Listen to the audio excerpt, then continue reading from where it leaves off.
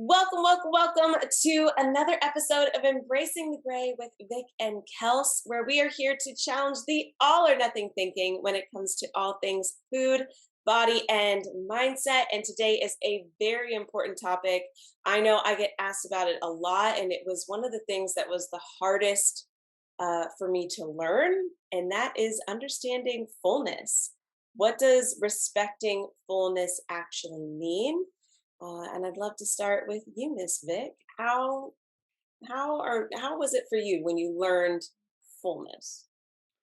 So I was doing some digging this morning in the intuitive eating book, which we sometimes reference, and a lot of the things that took me from healing my relationship with food was a lot of these principles. And I guess the before we even talk about fullness, um, that's principle 6, and which is pretty far back in the book. I think there's 10. I'm just trying to There remind again. myself. I believe that there's 10, and yep. And honor your hunger is principle 2. Yes, very, very So important.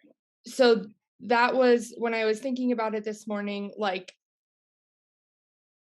getting hunger cues back and learning how to establish that trust with my body was the first step.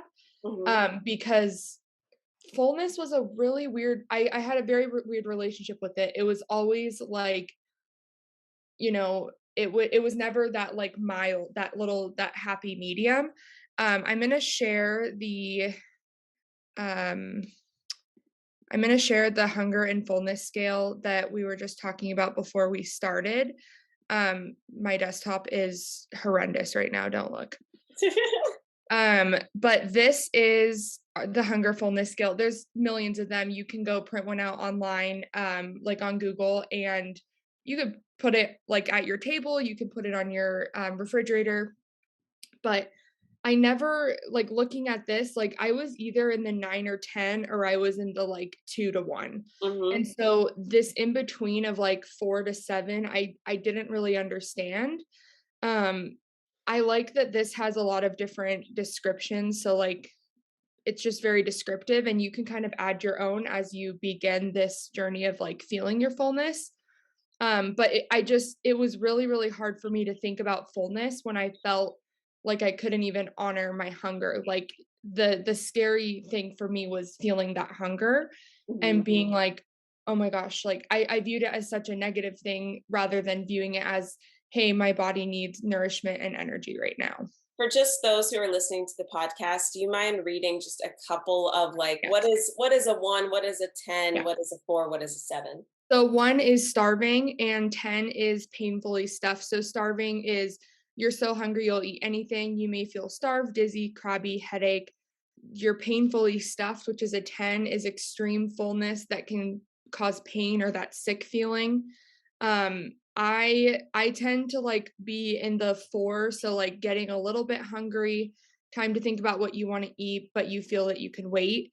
And then I try to eat to a 7, which is you're comfortably full, but not overly full.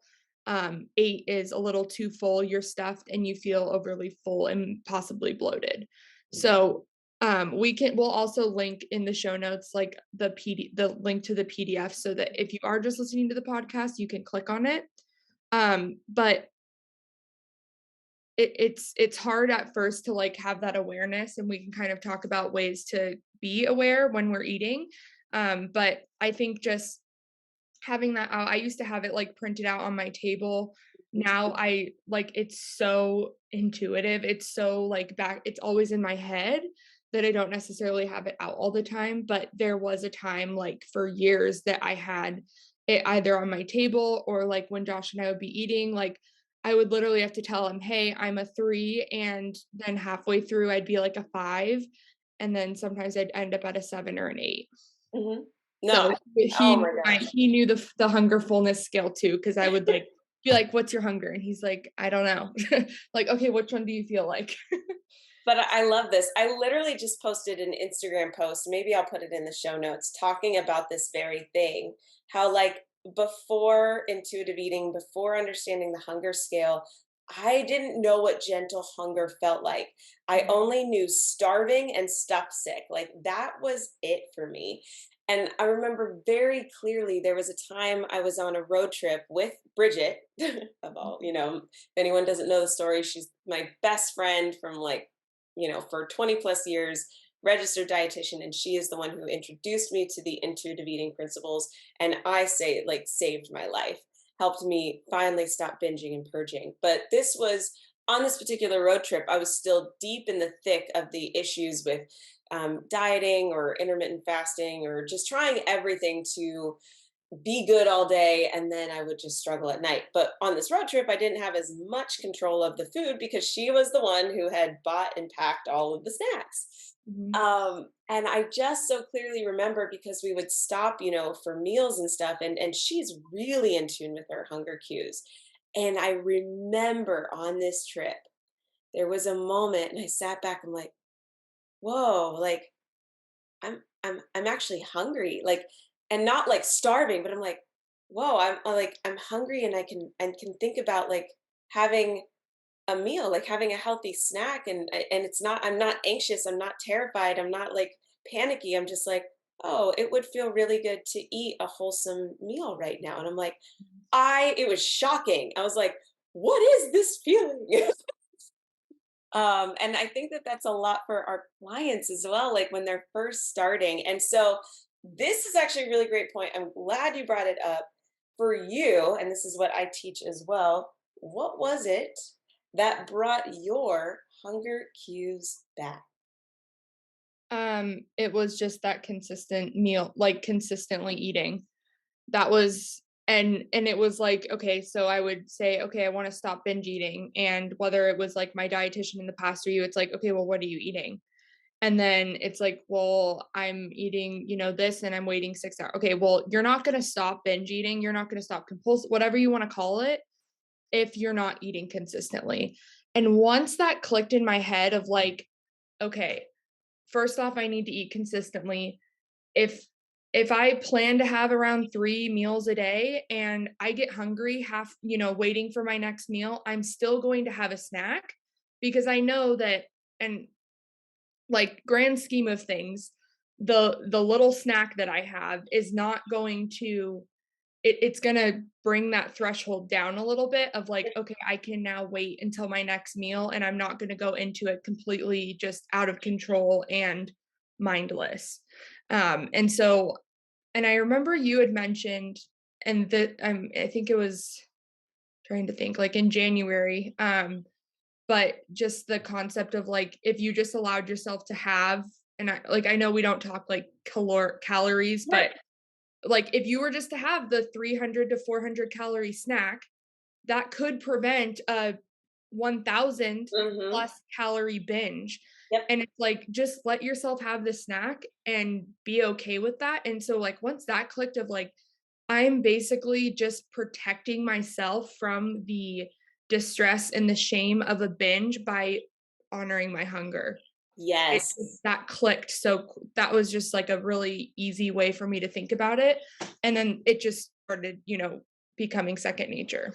And I will say, guys, like the key snack, I will say, like obvious, I think definitely having 3 meals. Even if you're, this is the thing you have to understand because everyone's like intuitive eating, listen to your hunger and fullness. Dude, if you've been chronically dieting, if you've been binge eating, then no, you cannot start intuitive eating. You have to eat intentionally before you can eat intuitively.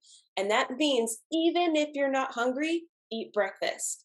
Even if you're not hungry, eat lunch. Eat, like she said, consistently at consistent times so that those natural hunger and fullness cues can come in. You have to do that first. And the ideal snack that I really don't want anyone to forget, especially if you mindlessly overeat at night, if that's when you struggle, or when you're like eating all the ingredients while you're making dinner, and then you're not even really like hungry for dinner, but you eat dinner anyway, if that is your struggle, hear me out.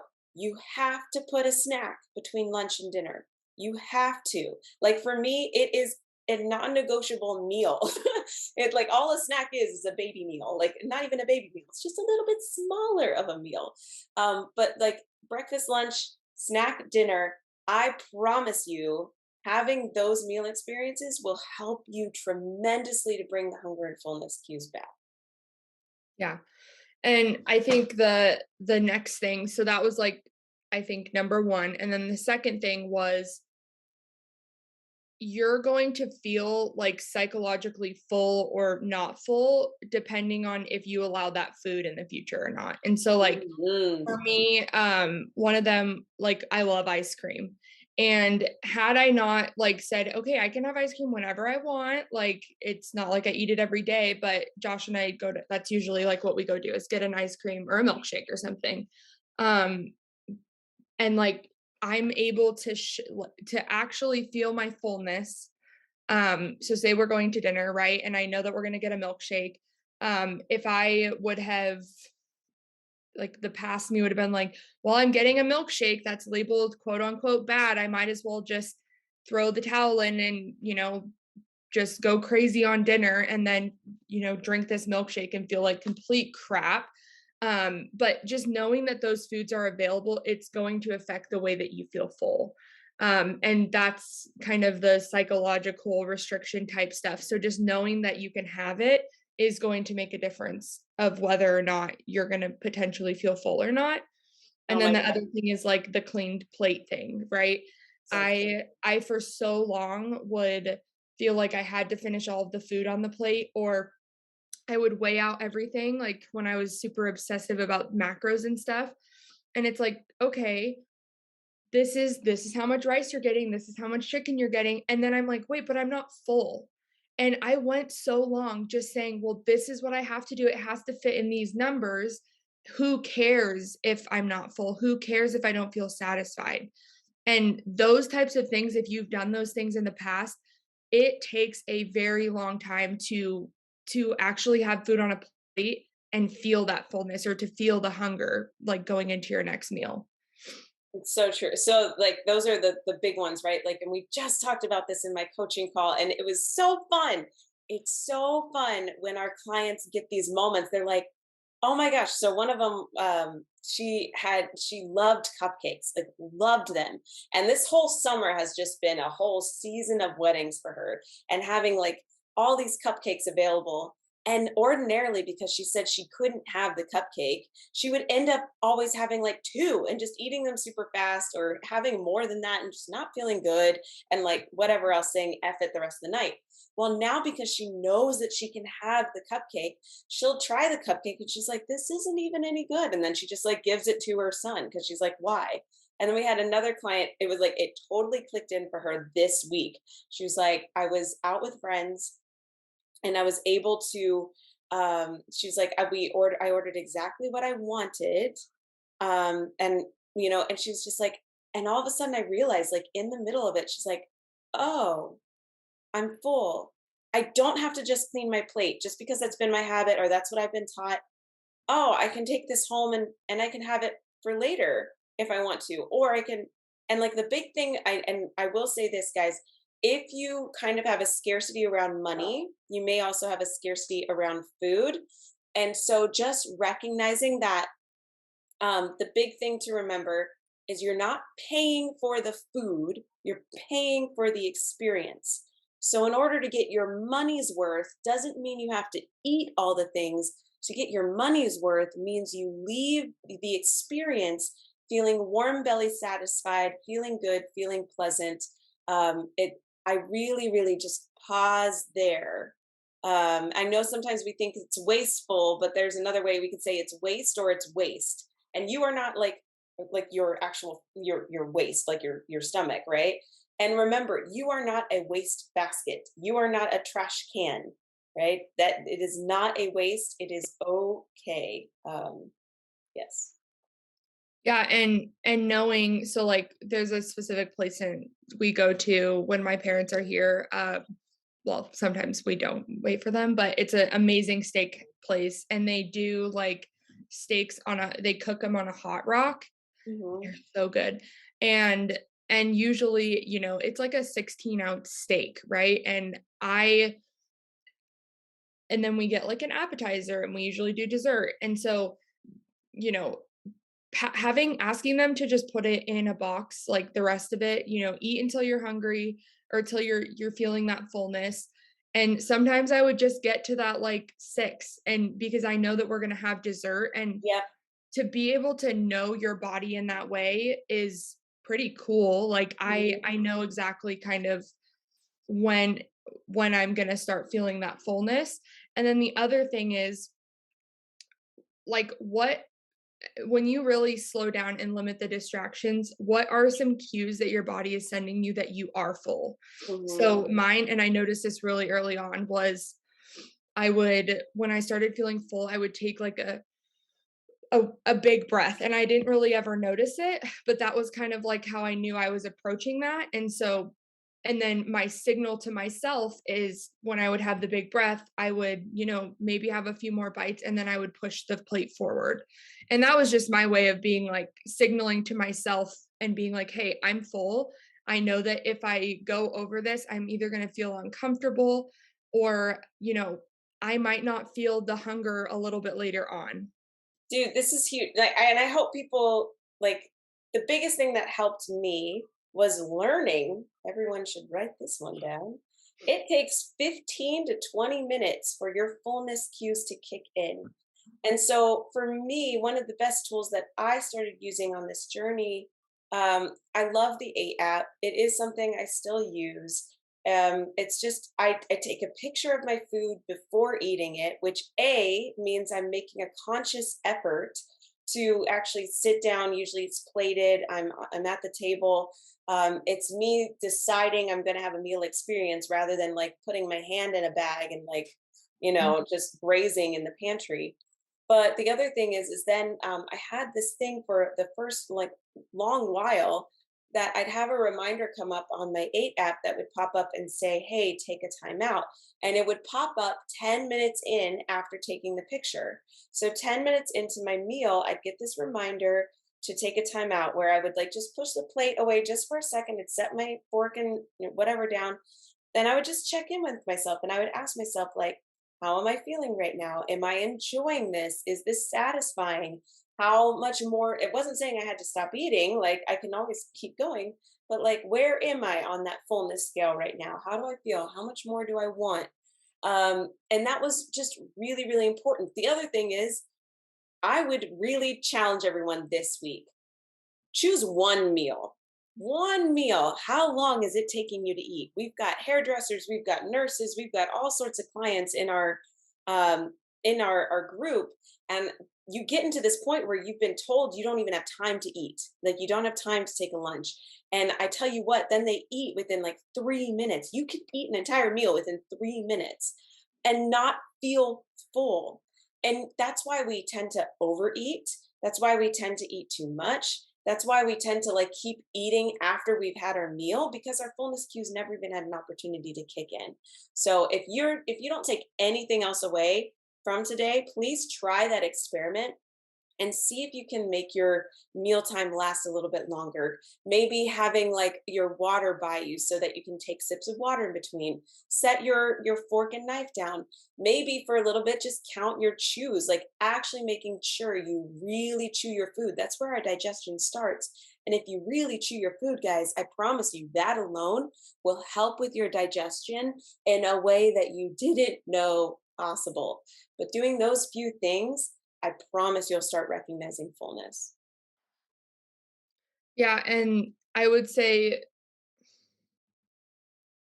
like, it takes a long time. So, like, now I would say this is more of a thing that just it's second nature, but when I was initially, like, starting this whole journey out, it was, like, 2019, and I would have my little in treatment, we would have these, like, little meal books where we would just write our meals down, and then we would write, our hunger before, middle, and then after, like after the meal.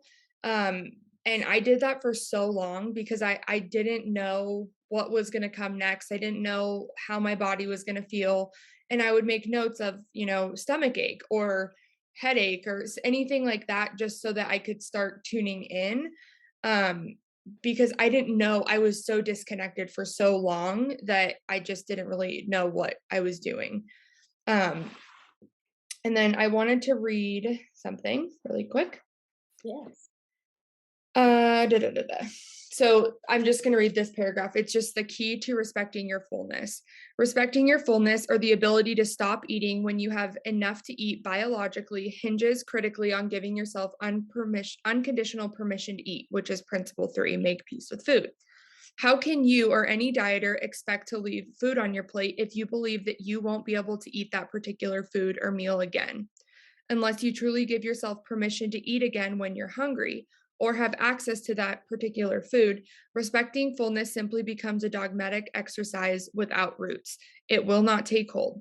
The intuitive eater in training learns to stop eating when they have had enough to fill the stomach comfortably without feeling overly full. It's easier to stop eating at this point and leave food behind when you know that you can eat it again later. We also want to emphasize how important it is to not turn any of these principles into a rigid rule.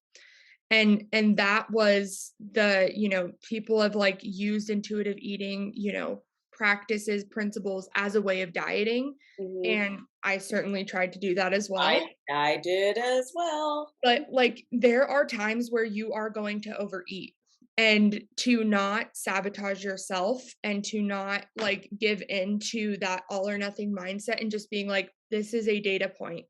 I had this meal experience." Think about the factors, like, maybe you were stressed at work, you literally had 10 minutes before you had to get out the door, you didn't have anything prepared, like, think of all of these things that added up to that experience. Hmm.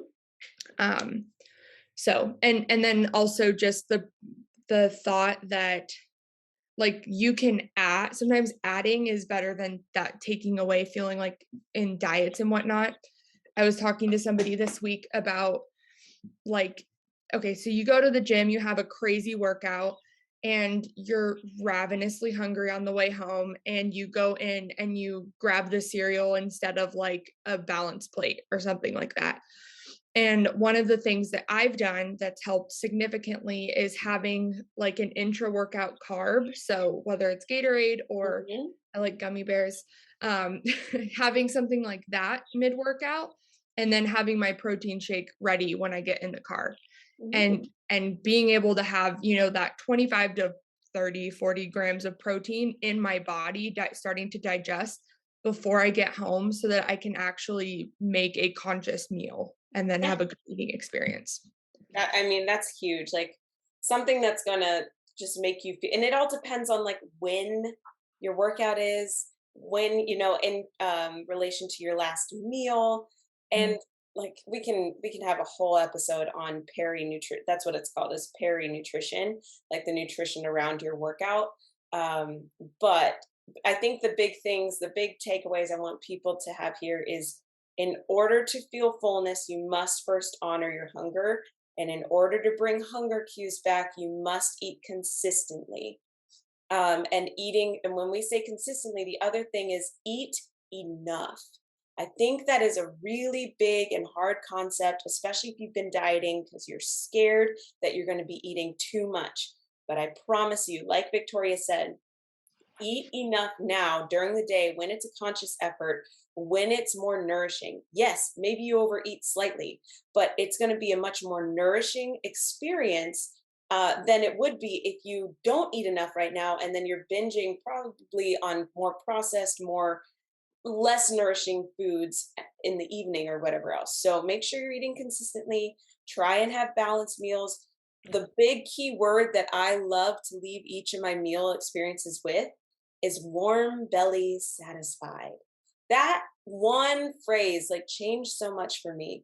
When I'm able to leave my meals feeling warm belly satisfied, where I know in my body, in my soul, I had a meal experience, then I was able to go 3 or 4 hours without thinking about food again. It was amazing. And then eventually that like gentle hunger would come in. It was amazing. So please don't be afraid to leave your meals feeling warm belly satisfied. I know diet culture tells us stop at 80%. Like, and I get it. And eventually you can start like really start understanding what is satisfied, what is full, what is overly full.